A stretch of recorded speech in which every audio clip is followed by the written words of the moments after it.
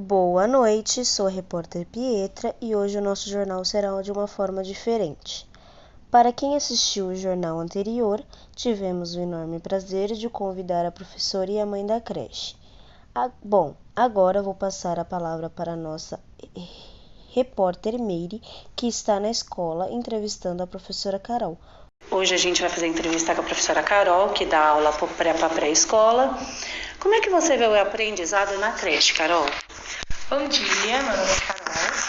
Bom, o aprendizado na creche, eu acho que é mais voltado para a interação, socialização das crianças e também para os autocuidados, né? Então, ali a criança, ela entende as partes do seu corpo, ela começa a entender sobre higiene. Então, essa parte da creche é mais para a criança olhar para si, entender ela vivendo no mundo, né? Entender ela como um ser ali, praticante ali da sociedade.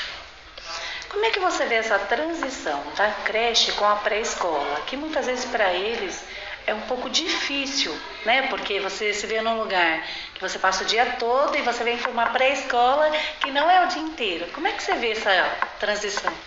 Então, eu acho que hoje a gente vive em duas realidades, né? Hoje a gente tem a proposta da escola da prefeitura, que também é bem voltado para o brincar. Então, mesmo que é um ensino através do brincar, mas é mais voltado para o brincar.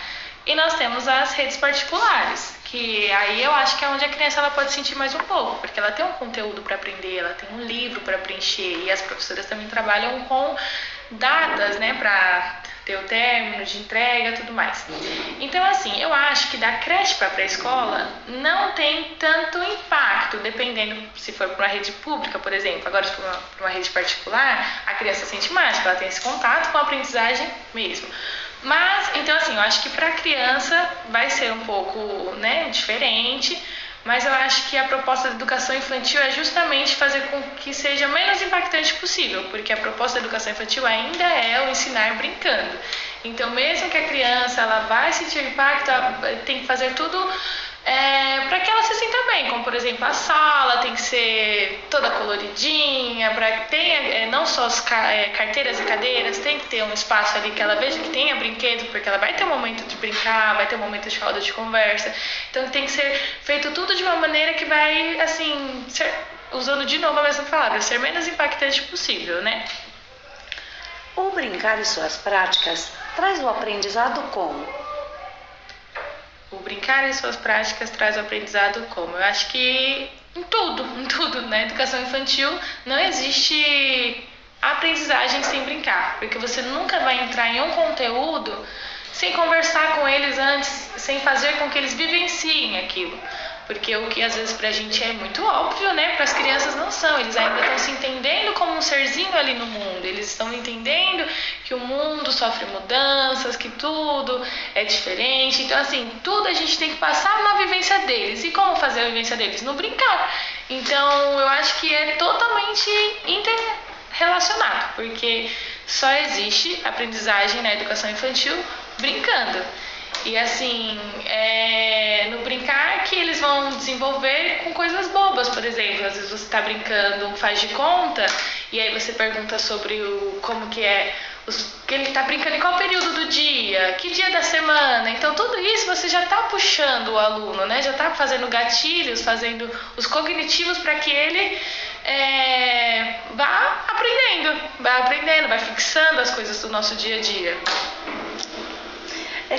Como é que você acha possível a parceria com a família? Porque às vezes não é tão fácil fazer com que a família participe, né, da vida dessa criança. Mas como é que você acha possível fazer essa parceria?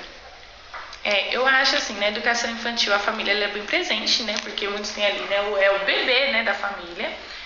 E eu acho que para fazer essa parceria é com diálogo, mostrando para a família que nós dois temos um bem em comum, que é a criança. A família e a escola têm um bem em comum. E os dois visam o quê? O melhor para a criança. Então, por exemplo, alguns problemas que tem bastante na educação infantil é a questão da autonomia, porque às vezes aqui na escola é o lugar onde a criança vai aprender a ter autonomia, aprender a ter independência. E aqui na escola ela come sozinha, ela se veste sozinha, chega em casa, a mãe faz tudo. Então, aí a gente chega e conversa com a mãe, com o pai. Por quê? Ah, mas ele é meu bebê e tudo mais. Então a gente vai explicar através do diálogo qual a importância daquilo que a gente está trabalhando. Não só na autonomia, em outras coisas também. Ó, a gente está visando isso porque vai ser bom pro seu filho lá na frente, por conta disso, disso, daquilo. Então, através do diálogo, sempre dá. Se o ponto da família for querer ver o filho bem, ela vai procurar desenvolver essas questões também, né? Qual o papel do professor tem nas práticas da educação infantil? Qual você acha que é o papel do professor nessas práticas todas?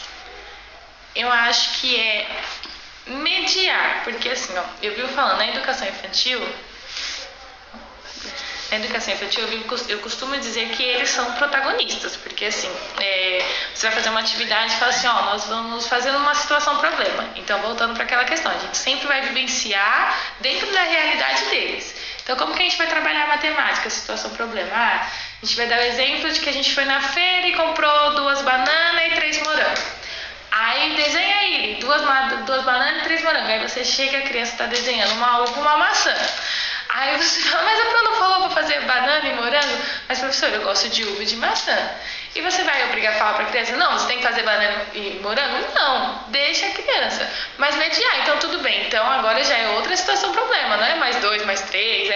Então quanto que é uma uva mais uma maçã? E assim, mediar, qual é o seu objetivo? Por exemplo, eu quero situação problema. Então tá bom, o importante é que ele saiba a situação problema e não só o que eu quero.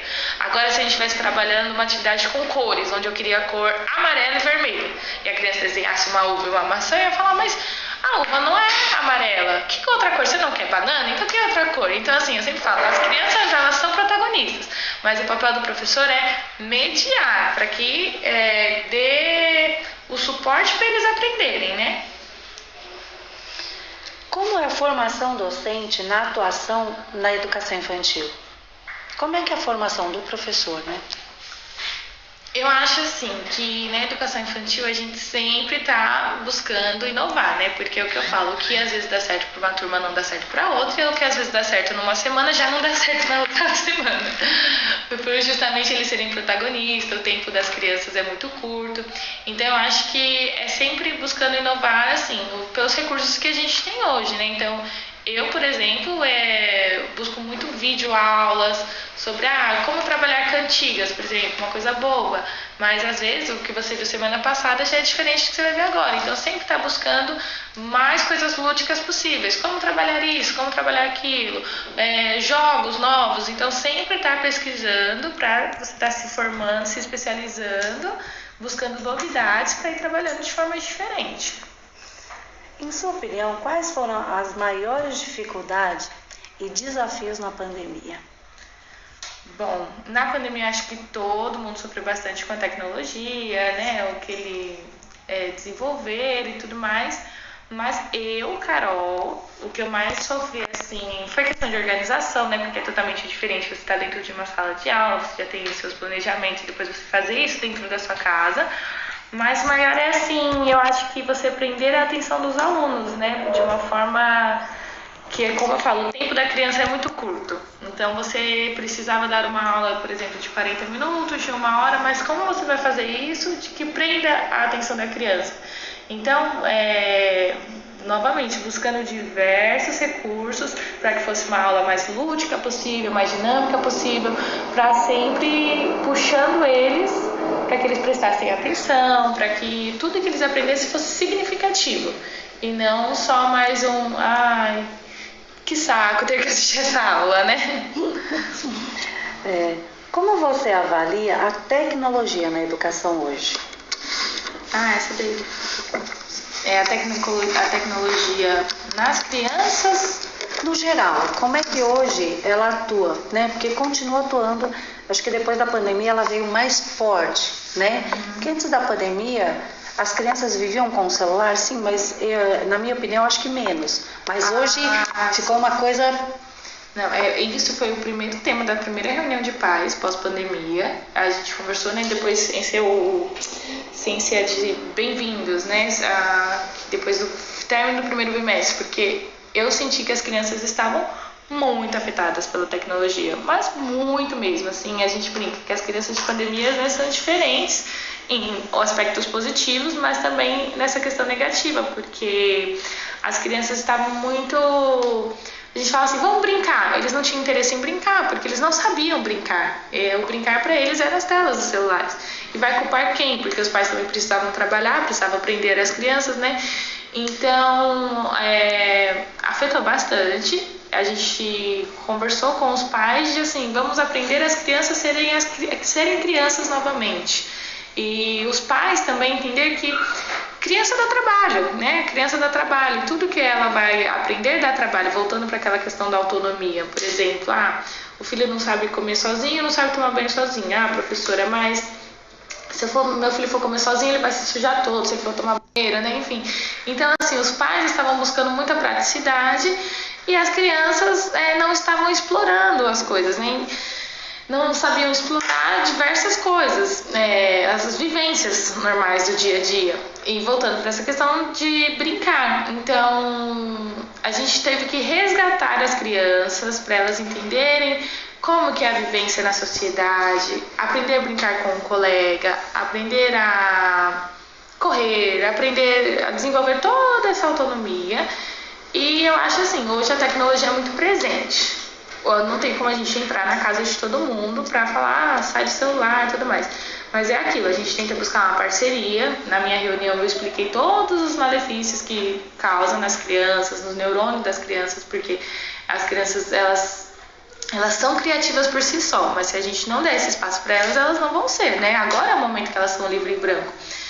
E eu senti um retorno muito bom dos pais, mas aqueles que não tem como, né, a gente trabalha em sala de aula. Então, em sala de aula é trabalhar questionando eles o tempo todo, fazer que eles trabalhem a criticidade o tempo todo, né? Então, por que você acha que é isso?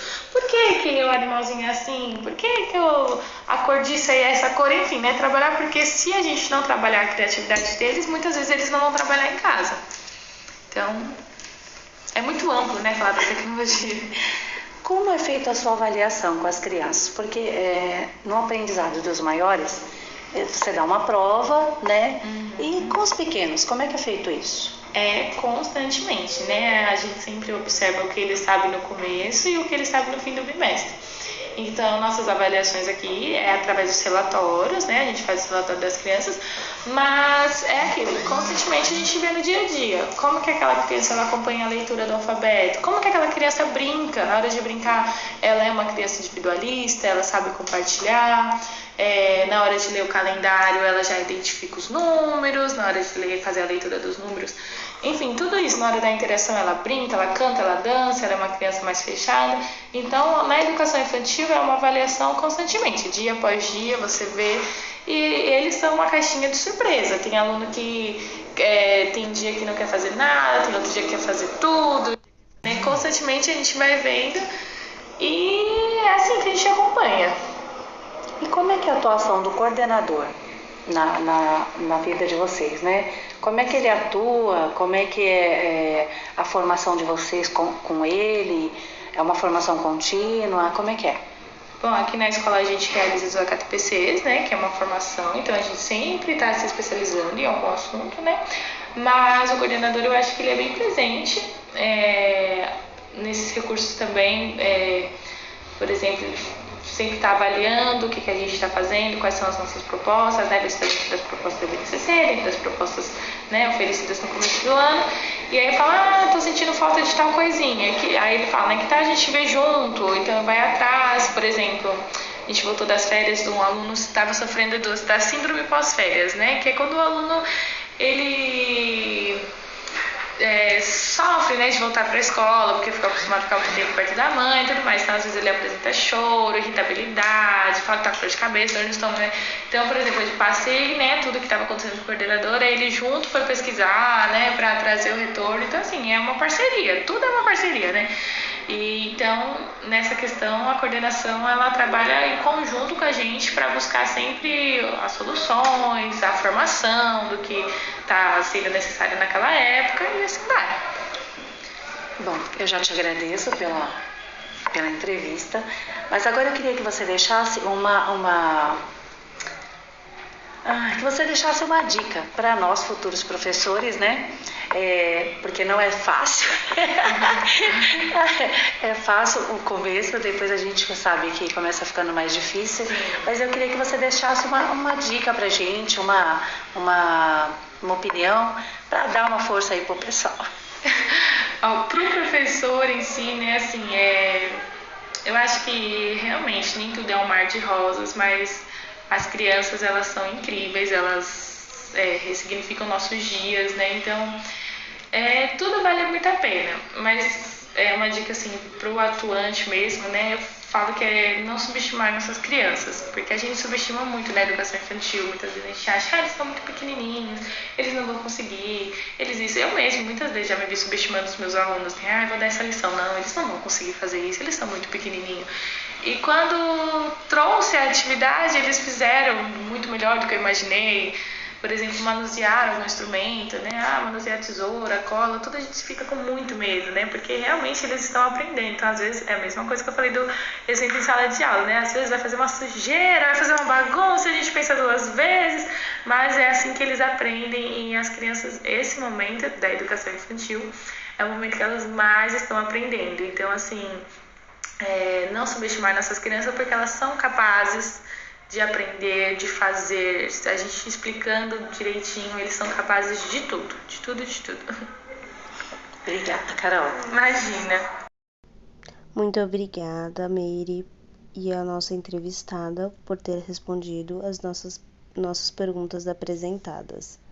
Bom, agora vamos conversar com a mãe Patrícia e sabermos um pouco da sua opinião sobre o mundo da educação na pré-escola.